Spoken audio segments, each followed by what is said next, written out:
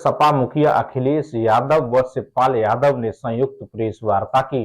Parents जो है वो हरियाणा से हैं, सो स्टार्टेड इन हरियाणा और उसमें काफ़ी और भी हमारे जो है कॉन्स्टिट्यूंसीज हैं जिनके साथ बात चल रही है। और रिसेंटली ही देहरादून में हम जो है ना CM साहब से मिले और प्रपोजल यही है कि उसमें जो प्रोजेक्ट्स हमने डिफाइन किए हैं उनके ऊपर अब काम हो। तो एक MOU के थ्रू उसके थ्रू हम इस चीज़ को आगे बढ़ाना चाहते हैं और नेशनल लेवल पर भी ये चीज़ ऑलरेडी कर दी गई है। तो we want to do house with the state, तो स्टेट एक पार्टनरशिप होगी, उसके अंदर बहुत सारी अपॉर्चुनिटीज़ होंगी और उसमें भी मैं चाहूँगा कि आने वाले कल में लखनऊ के लिए भी अपॉर्चुनिटीज़ क्रिएट किए जाएँ।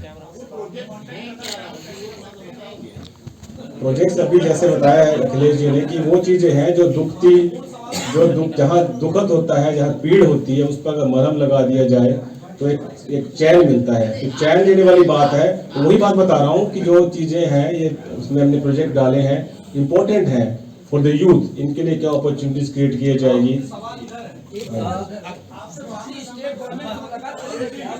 ऐसे तो मुझे तो समझ नहीं आया कि हमारे पास ऐसा प्रेस कॉन्फ्रेंस तो नहीं होता।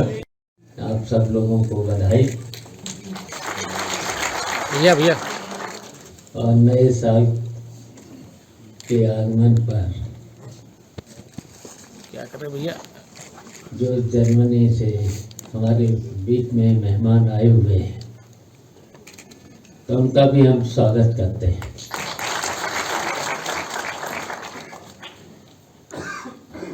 और अब राष्ट्रीय अध्यक्ष जी ने कह दिया है कि 24 की बातें हम सब लोग भूल गए और आगे हम लोग 25 में नई नई बातें करेंगे देश और प्रदेश के लिए।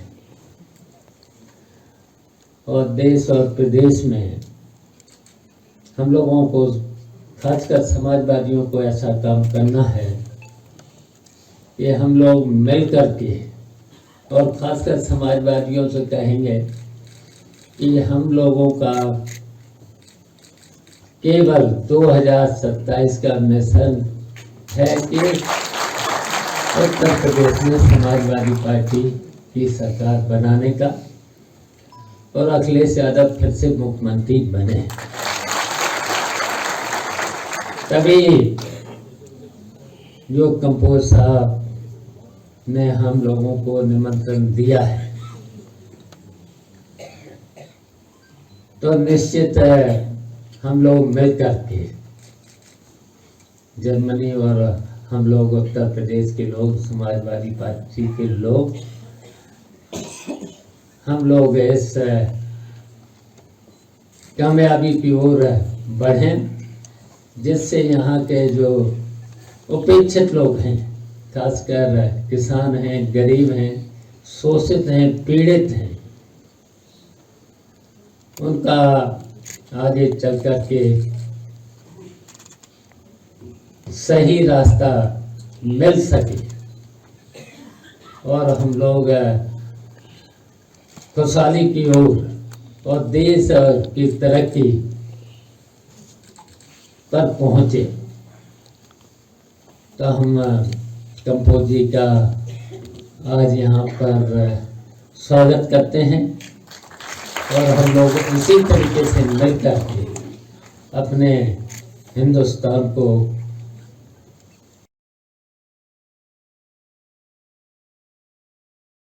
देखा था तो उसमें CDR रेशो बढ़ाने की बात हुई थी। तभी बढ़ता कि जब इन्वेस्टमेंट आता था वो लोन लेते तो CDR रेशो स्टेट का बढ़ता।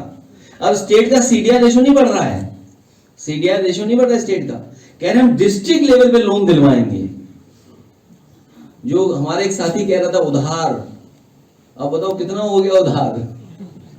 ये उधार में सबसे आगे निकल जाएंगे, नंबर 1 होंगे उधार में, सबसे ज्यादा कर्ज ये करके जाएंगे, पूरा खजाना खाली करके जाएंगे लोग, पूरा खजाना खाली करके जाएंगे। यदि उत्तर प्रदेश की जनता जान ले कि ये सरकार पूरा खजाना खाली कर देगी।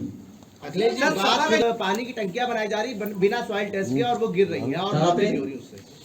उत्तर प्रदेश में जो पानी की टंकियों का निर्माण हो रहा है, पानी की टंकी के बारे में मत सोचो, नया मुद्दा आ गया। मुख्यमंत्री की आवाज में सिमलिंग है। सभा का डेलीगेशन जा रहा था सर जयवीर सिंह ने कहा है कि अखिलेश जी को भी जो है कुंभ में नहाना चाहिए। जयवीर सिंह जी कहा है कि जो है अखिलेश जी को भी कुंभ में नहाना चाहिए। उन्हें पता ही नहीं, हम तो कुंभ में कई बार नहा चुके हैं, कई बार कुंभ में नहा चुके हैं। और देखिए ये सब वो आयोजन है, ये धार्मिक में किसी को बताना नहीं है, अपने आप स्नान करना चाहिए जाकर के। सर सपा का डेलीगेशन संभल जा रहा था, फिर रोक दिया गया, अब क्या दोबारा फिर संभल जाएंगे? टाइम एक्सीड हो चुका है जिस टाइम तक के लिए रोका गया था। सर सपा का डेलीगेशन संभल वो देखिए वो सब मेरी आप मेरी बात समझ रहे हो, आप भी जानते हो, जानबूझ करके ध्यान हटाने के लिए ये फैसले सरकार लेती है। जब अखबार में ये ऐड दे रहे हैं सरकार के लोग और कह रहे हैं कि हम इतनी जमीन तब एक्वायर करेंगे, इन पे पैसा कहाँ है? और अगर एक्वायर करेंगे उसके लिए क्या बजट में पैसा था? और ये जो बजट आने वाला है ये सेकंड लास्ट बजट है सर स्टेट गवर्नमेंट का। जब सेकंड लास्ट बजट और 3 बजटों में कोई पैसा नहीं रखा इन्होंने जमीन एक्वायर के लिए, आपको पूछना चाहिए। आपके विभाग का तो खूब आ जाता बजट, इसलिए नहीं पूछते हो आप। भाई आपके विभाग का बजट पर्याप्त आ जाता है, इसलिए नहीं पूछते हो आप। जब 1.5 लाख एकड़ जमीन एक्वायर करनी है उसलिए बजट कहाँ है सरकार के पास? सरकार बताए बजट कहाँ है?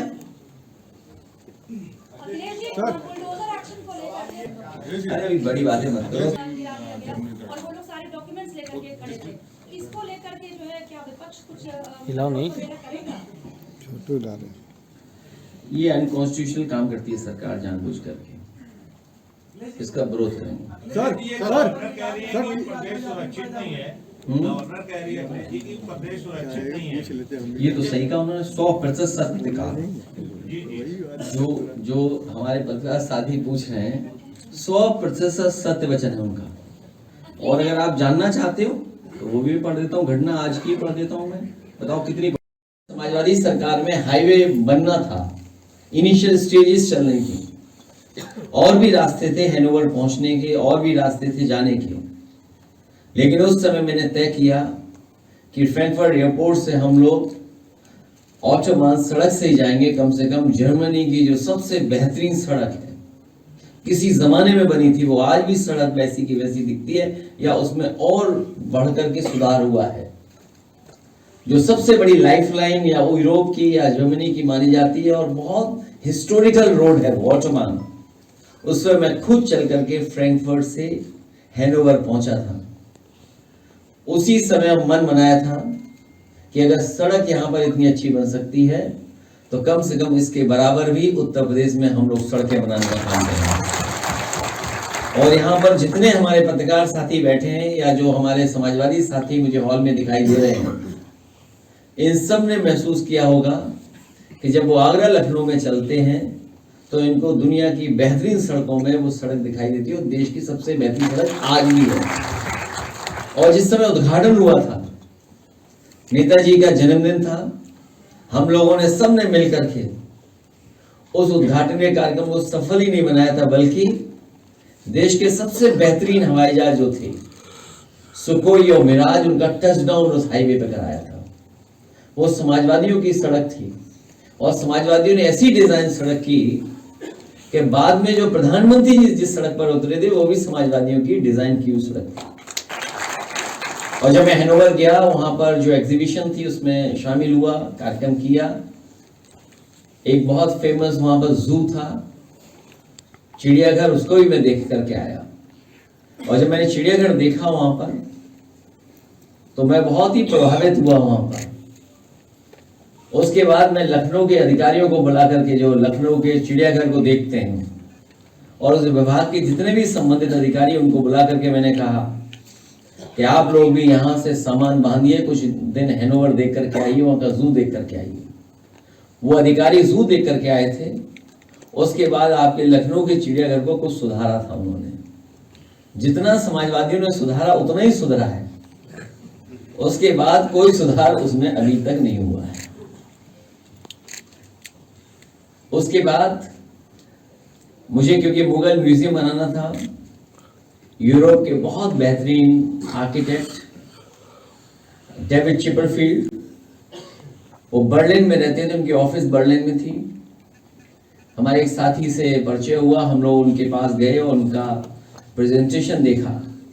मुगल म्यूजियम को लेकर के, और वो काम आगे बढ़ाया समाजवादी सरकार में हम लोगों ने। यहाँ पर बहुत सारे साथियों को पता होगा कि देश का सबसे बेहतरीन म्यूजियम आगरा में बनने जा रहा था।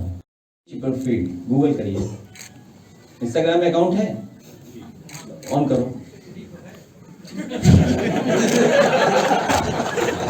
इंस्टाग्राम पे देखिए कितने बड़े आर्किटेक्ट हैं वो, जो दुनिया का बड़ा आर्किटेक्ट है। और मैं तो कहूँगा, मेरे पास नहीं है, अगर यूट्यूब पे देखना मुगल म्यूजियम का अगर वीडियो मिल जाए तो I can play it for you. Mughal museum का ले लो, किसी पे होगा, सागर पे होगा, जब प्ले करना मुगल म्यूजियम का अगर वो हो। तो जैसे इतना बड़ा प्रोजेक्ट वो कर रहे थे, दुनिया के उन्होंने one of the best museums बनाए हैं। और वो आगरा में अगर म्यूजियम बनता तो शायद उससे देख करके और भी जर्मन या और भी लोगों को हम बता सकते, दिखा सकते थे कि हमने उनको काम दिया, स्टेट में काम मिला, हमने इतना फ्रेंडली माहौल बनाया कि लोगों को काम कर सके। आपको ये सवाल योगी जी से पूछना चाहिए कि वर्ल्ड का one of the best architect आया था मुगल म्यूजियम के लिए, आपने किस मुंह से उसे प्रोजेक्ट को रोक दिया?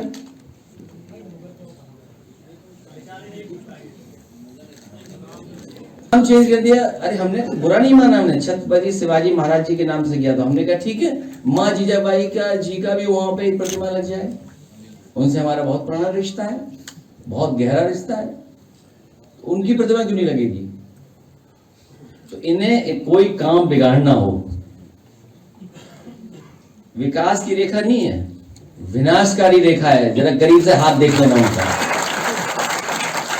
हम अपने पत्रकार साथी से कहेंगे कि कभी हाथ की रेखाएं देखना।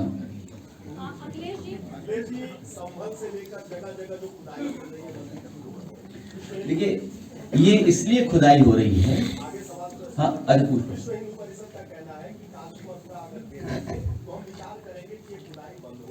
मेरे पत्रकार साथी, सच बताऊं मैं, जब से खुदाई हो रही है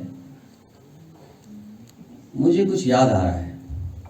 जो लोग कहते थे उस बात को मैंने उतना सीरियस उस समय नहीं लिया था। अभी कल ही आपके एक पत्रकार मित्र मिले थे, मैंने उन्हें थोड़ा बता दिया है, लेकिन अब सब प्रेस सबको बताना चाहिए। मुख्यमंत्री आवास में भी शिवलिंग है, इसकी भी खुदाई होनी चाहिए। सच में हमारा मानना, हमारा भरोसा है कि वहां पर एक शिवलिंग है, उसकी खुदाई के लिए हम सब लोगों को तैयारी करनी चाहिए। और मैं तो अपने पत्रकार साथियों से कहूंगा कि आप लोग आगे आगे चलो, हम आगे पीछे पीछे चलेंगे। दूंगा मैं पीछे। सर आगे आगे आप चलिए, पीछे पीछे हम लोग चलेंगे। तो ये जो सवाल इन्होंने पूछा वो इसलिए खुदाई चल रही है। आप लोग, एक अंग्रेजी प्रतिष्ठित अखबार में मैंने ऐड देखा अभी कुछ दिन पहले, अंग्रेजी अखबार के प्रतिष्ठित अखबार में सरकार का पूरा ऐड आया था। India's economic power house, Uttar Pradesh को माना उन्होंने, और वो कहते हैं कि हम उद्यम प्रदेश बनाएंगे इसको। और उद्यम प्रदेश में ये कहते हैं कि इन्वेस्टमेंट के लिए हमें जो टारगेट है हमारा, देखिए इन्वेस्टमेंट के लिए, उद्यम प्रदेश बनाने के लिए जो हमारा टारगेट है वो है 1.5 लाख एकड़ जमीन एक्वायर करनी है। सोचिए आप, जो एमओयू हुए इन्वेस्टमेंट के लिए, सरकार के पास जमीन नहीं है, सरकार उद्यम प्रदेश बनाना चाहती है, और टारगेट क्या फिक्स किया है कि लैंड बैंक बनाएंगे 1.5 लाख एकड़। तो बताओ, किसानों को बर्बाद करने के लिए लोग, और फिर कब तक?